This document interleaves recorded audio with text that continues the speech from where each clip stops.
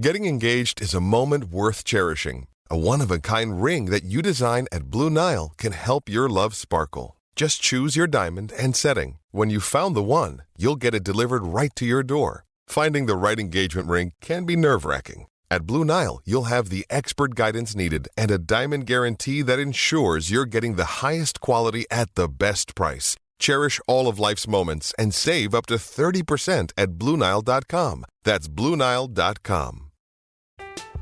I'm Alex Rodriguez. And I'm Jason Kelly. From Bloomberg, this is The Deal. Each week, you'll hear us in conversation with business icons. This show will explore deal-making across sports, media, and entertainment. That is a harsh lesson in business. Sports is not as simple as bringing a bunch of big names together. I didn't want to do another stomp you out speech. It opened up so many more doors. The show is called The Deal. Listen to The Deal. Listen to The Deal on Spotify. With threats to our nation waiting around every corner, adaptability is more important than ever. When conditions change without notice, quick strategic thinking is crucial. And with obstacles consistently impending, determination is essential in overcoming them. It's this willingness, decisiveness, and resilience that sets Marines apart. With our fighting spirit, we don't just fight battles, we win them. Marines are the constant our nation counts on to fight the unknown. And through adaptable problem solving, we do just that. Learn more at marines.com. It's only a kick, a jump, a block. It's only a serve. It's only a tackle, a run.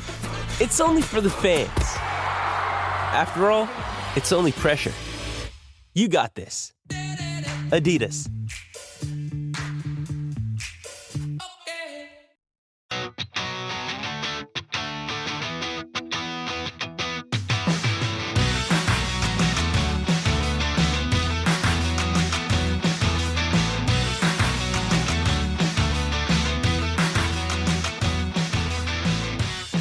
Welcome back, Ram fans. This is Rams Up, your favorite LA Rams podcast. We are proud members of the Fans First Sports Network. That's fansfirstsports.com. You can also follow us on YouTube. Our channel is at LA Rams Up.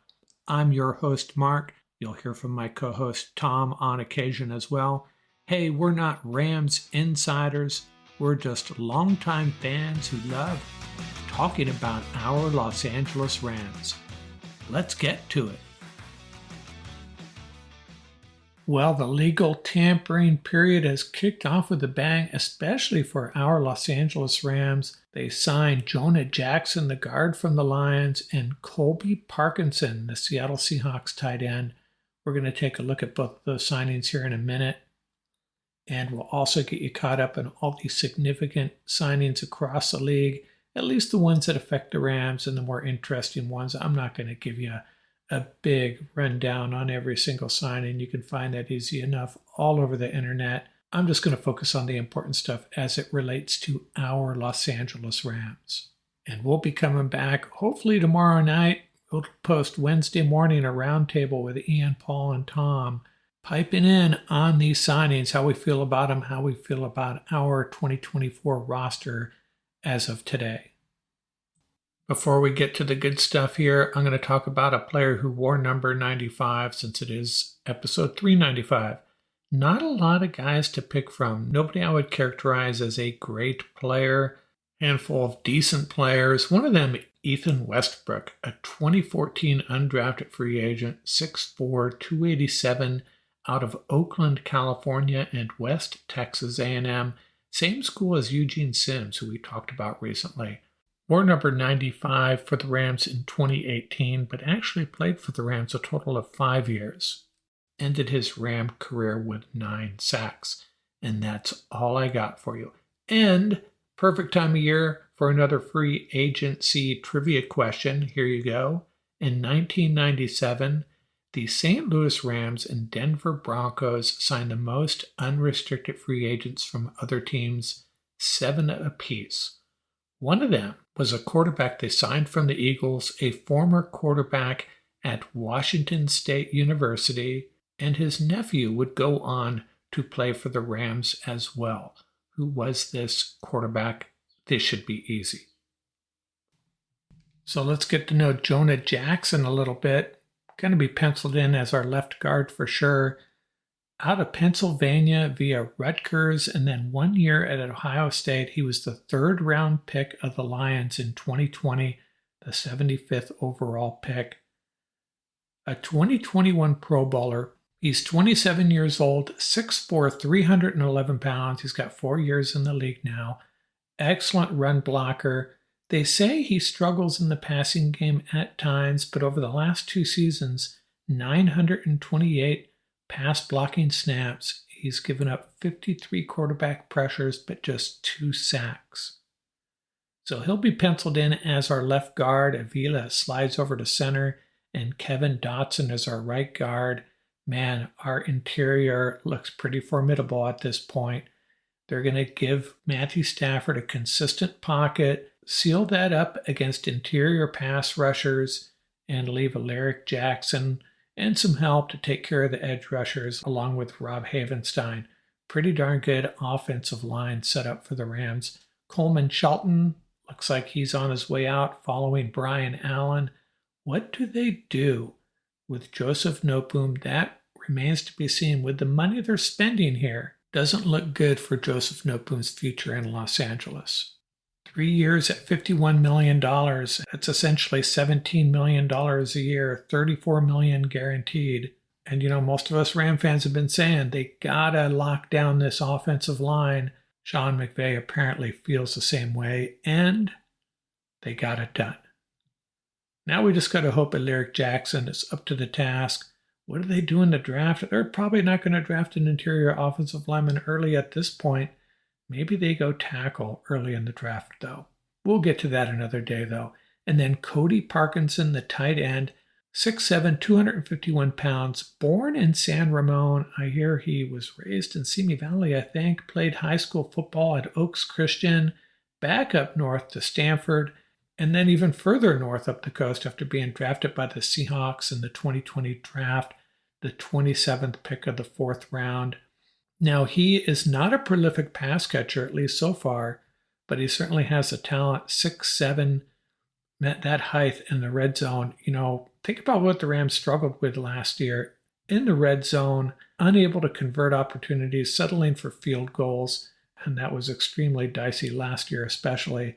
So they're looking at a tight end that can be a threat in the red zone for sure, contested catches, that type of thing. And he's also noted as an extremely good run blocker and even an elite run blocker. So he has 57 catches for 4 TDs in his career, but the last 2 years, 25 catches in both seasons. Fun fact here for you, in that draft, the Steelers took Kevin Dotson 2 picks after Colby Parkinson was selected, but even more interesting, right after Dotson, the Rams drafted Bryson Hopkins. What are the odds that Sean McVay was waiting for Colby Parkinson to slip to the Rams and he maybe settled for Bryson Hopkins? Just a guess, just a theory that McVay has wanted Colby Parkinson all along. The only question I have about this signing is the price tag. 3 years for $22.5 million, $15.5 million guaranteed. That seems like a lot to me, but hey, McVay knows tight ends and he likes Colby Parkinson. And what does this mean for the tight end room? Well, right now, if we were to play tomorrow, we have those 2 tight ends on futures contracts, and then the only other guy that could step on the field and play at this point is Davis Allen. And maybe the Tyler Higbee and Hunter Long injuries are more serious than we thought. We'll find out in the coming months. But if Colby Parkinson is being signed for 3 years and for that kind of money, it might be telling us something about Tyler Higbee and Hunter Long, unfortunately. But if that is the case, and Tyler Higbee and Hunter Long cannot be expected back anytime soon, Rams probably are going to draft a tight end. Or maybe one of those guys on futures contracts is going to serve that role as the young developmental tight end. Colby Parkinson and Davis Allen are the 2 go-to guys. I thought originally that they were just going to bring in a veteran, someone to provide a veteran presence in the locker room until Higbee is back. Now I'm thinking hey, Colby Parkinson could be our tight end of the future. So the Rams add a tight end that can actually, if you think about it, help out Alaric Jackson if he gets into trouble, sealing the edge and in the run game. Rams are going to be able to run the ball extremely effectively this year, and that's just going to open up this passing game for Matthew Stafford like you've never seen before. Pretty exciting time to be a Rams fan. We'll be back in a second for a rundown on all the significant signings, and we're going to revisit my Rams shopping list. I'm Alex Rodriguez. And I'm Jason Kelly. From Bloomberg, this is The Deal. Each week, you'll hear us in conversation with business icons. This show will explore deal-making across sports, media, and entertainment. That is a harsh lesson in business. Sports is not as simple as bringing a bunch of big names together. I didn't want to do another stomp you out speech. It opened up so many more doors. The show is called The Deal. Listen to The Deal. Listen to The Deal on Spotify.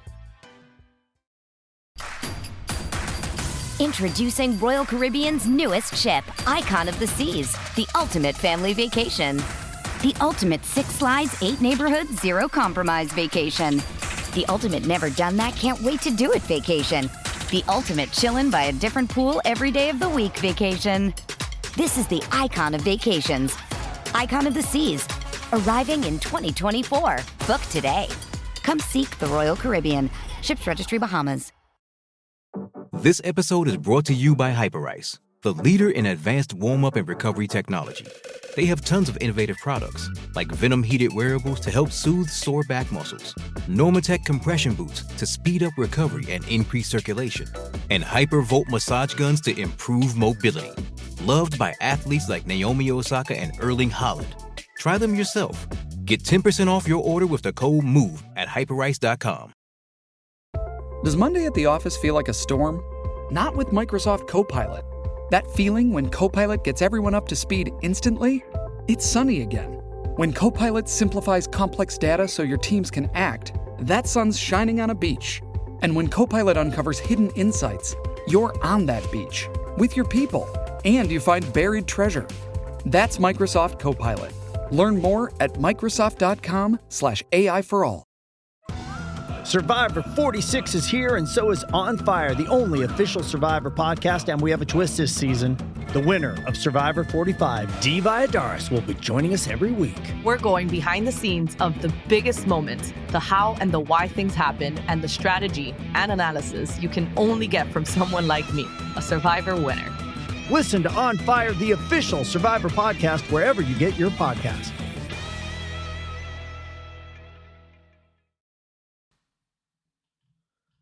So let's go down a list of other signings across the league that impact the Rams in one way or another. Greg Gaines, my buddy Greg Gaines, he's not coming back to Los Angeles. You know, that was my idea, and I think some of my roundtable partners poo-pooed that idea, and I guess they are right. Greg Gaines returning to the Tampa Bay Buccaneers. 2 kickers returned to their teams. Will Lutz to the Broncos after originally announcing he was going to the Jags. He returns to the Broncos, and Greg Zuerlein staying with the Jets. Shrinking kicker market. Still worried about that. I know nobody else seems to care, but I certainly do. And the Raiders signed Gardner Minshew. Does that mean Carson Wentz has one less job to pursue? Possibly. And the Vikings signed 2 edge rushers, Jonathan Greenard and Andrew Van Ginkel. Van Ginkel is a guy that Scott Richmond had suggested for the Rams here on a podcast. So the Vikings may be moving on from Danielle Hunter, who would be the perfect fit for the Rams. Rams are running out of money, though. I don't know how they get that done right now.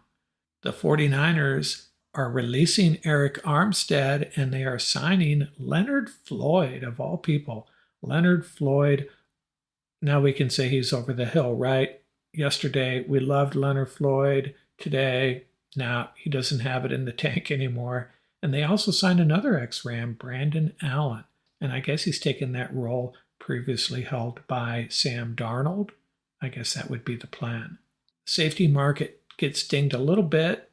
Bengals add Geno Stone. So Stone goes from the Ravens to divisional rival the Cincinnati Bengals, and the Packers add Xavier McKinney. Still a lot of safeties out there, though. And a little bit of a bummer, the Carolina Panthers have agreed to trade edge rusher Brian Burns to the Giants for a 2nd and 5th round draft pick. Seems like a low price to pay for a talented player like that, but that contract. He's a guy the Rams are obviously interested in over the last couple of years. No idea if they were making a play for him this time around, but the search for an edge rusher continues. Some other interesting signings don't necessarily impact the Rams, but the Packers release Aaron Jones and sign Josh Jacobs.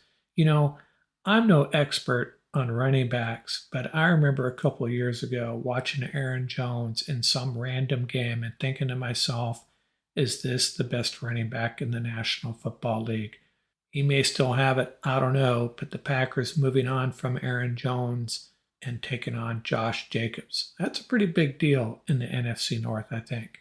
And another big move in the NFC North as far as running backs, the Bears add DeAndre Swift. And in the NFC East, another player switches from one team to a divisional rival. Saquon Barkley moving from the Giants to the Eagles. Tony Pollard to the Titans, Christian Wilkins to the Raiders, and Gabe Davis to the Jags. And there will be more. There's probably some I missed. Hey, it's going to be hard to keep up with this. We will revisit this each episode, though. Now, how is my shopping list doing? I shared it a few weeks ago, and I redid it, updated it a little bit. But we got 4 items checked off our list of 13 items. In order, I had them listed like this. Number 1, Kevin Dotson or a similar player. Well, we got Kevin Dotson, check. Number 2, a number 1 cornerback. Now, Jeff Okudah has signed, left the Falcons, opening up a spot there. Raheem Morris, the head coach. Ahkello Witherspoon still out there.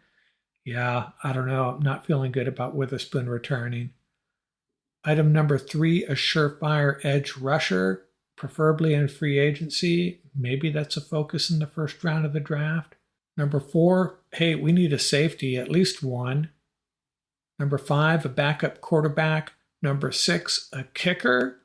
Number 7, another interior offensive lineman, and we can check that off our list. And someone said to me, hey, what about a center? We need a center.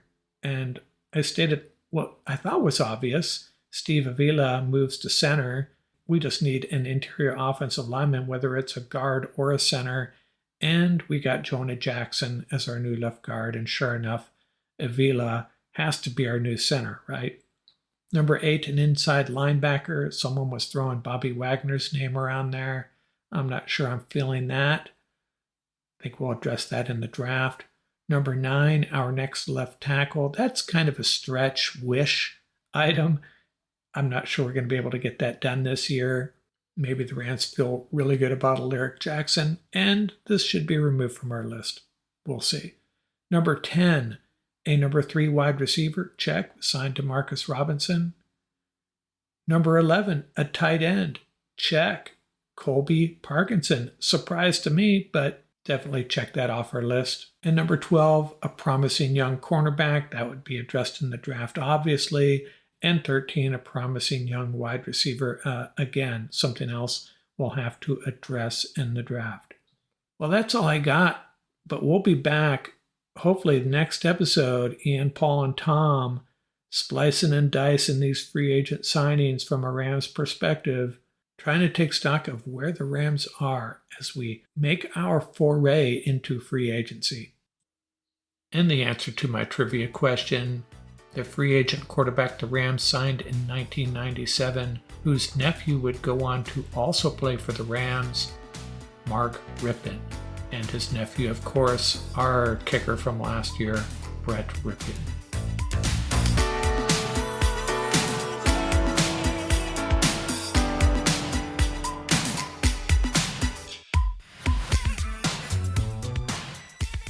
That's going to do it for this episode.